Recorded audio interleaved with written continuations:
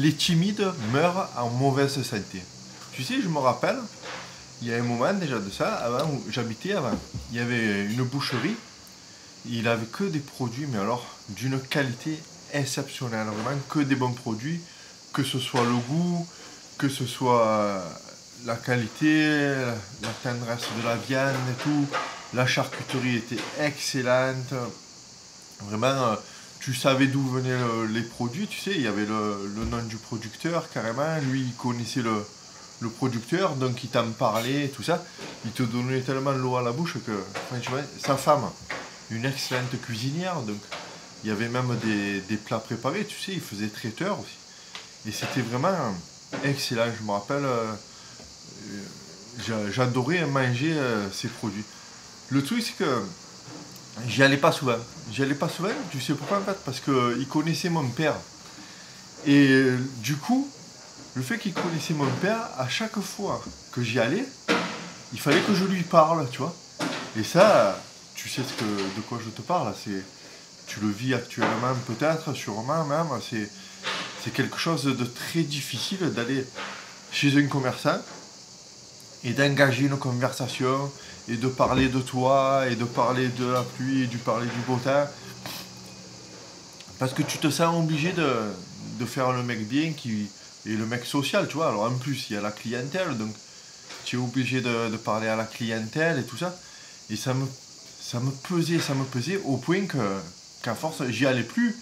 Et à chaque fois, c'était où j'envoyais quelqu'un pour moi, ou comme certains amis à moi le connaissaient et vantaient aussi ses mérites, tu vois, je profitais d'aller manger chez eux pour manger ces produits. Mais moi, de moi-même, seul, je n'y allais pas parce que je savais qu'à chaque fois, il fallait que je lui parle et tout. Et ça me tirait tellement les soucis.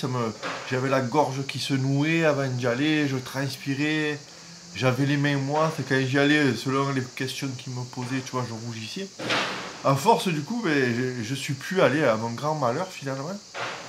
J'y suis plus allé et même, figure-toi qu'un jour, il a fermé. Donc, bon, ben là, la question, c'est même plus posé. Du coup, le problème, que tu fais bien souvent, quand c'est le cas, que ça peut t'arriver, des trucs comme ça, eh ben, tu vas vers la solution de facilité, tu sais. Tu vas vers les grandes surfaces. Dans les grandes surfaces, alors là, il n'y a plus aucun problème. Tu arrives, tu gares ta voiture sur une immense parking. Il y a 200, 300, 400 clients, mais tu connais personne, donc tu traces avec ton caddie, tu es obligé de parler à personne. Le seul truc que tu as à faire, c'est à la caisse. Une fois que tu arrives à la caisse, c'est dire bonjour à la caissière, mais bon, ça, en général, ça pose pas de problème. Et tu fais vite tes courses et tu rentres vite à la maison, et au moins là, tu es tranquille, tu as parlé à personne. Ouais. D'accord. Mais d'une part, ça t'aide pas pour sortir de ta timidité. Et deuxièmement, qu'est-ce qu'il y a dans les grandes surfaces? Je pense pas qu'il y ait des produits aussi sains que tu peux trouver dans les boucheries, que tu peux trouver chez un primeur, que tu peux trouver n'importe où, quoi. Tu n'as jamais le nom du producteur, ou alors c'est des publicités déguisées avec une photo d'un agriculteur pris je sais pas où. En fait, tu te rends compte que c'est un acteur, tu sais. Tu as ce problème, voilà, que dans les grandes surfaces, tu y vas avec plus de facilité parce que tu sais que tu vas rencontrer personne et tout, mais tu n'as que de la malbouffe, tu n'as que des produits pourris, que des produits qui vont te rendre en mauvaise santé, qui vont te faire souffrir, qui vont te faire avoir des cancers, que des produits que tu vois les pubs à la télé. Et tu sais très bien, toi comme moi, tu le sais, il faut s'en convaincre aujourd'hui que tous les produits que tu vois à la télé, c'est exactement les produits qu'il ne faut pas acheter. Ça, tu le sais.